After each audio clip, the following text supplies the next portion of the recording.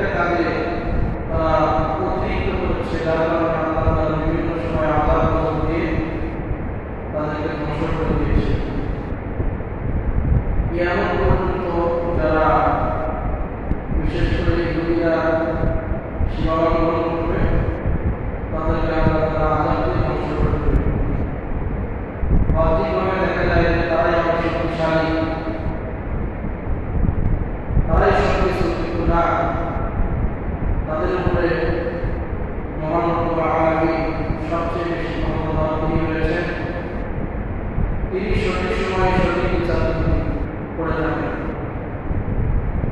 তারা সবসময় সীমালঙ্ঘন করেছে, সত্য গোপন করেছে, অসত্যকে প্রকাশ করেছে।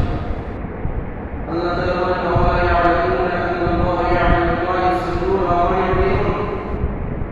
তারা কি এটা জানে না যে তারা যা গোপন করে এবং প্রকাশ করে সব কিছু আল্লাহ তাআলা জানেন? তারা মূর্খের জাতি, লা ইয়া'লামুনাল কিতাব, কিতাবের কোনো জ্ঞান তাদের ভেতরে নেই, ইল্লা মা ইয়া'লামুহু ইল্লা ইয়া'লামুন। শুধুমাত্র কিছু অনেক ধারণা, ভুল ধারণা, ভুল আশা আকাঙ্ক্ষা। তারা কিতাব লিখত, নিজের হাতে বই লিখত, আর বলতো যে এটা হচ্ছে আল্লাহ তাআলা দেওয়া কিতাব, আল্লাহ তাআলার পক্ষ থেকে দেওয়া কিতাব, অথচ তারা নিজেরাই লিখেছে। মন করা কিছু বই লিখে বলতো এটা আল্লাহ তাআলার কিতাব। কেন? লিয়াশতারু বিহি সামানান কলিলা, কিছু টাকা পয়সাও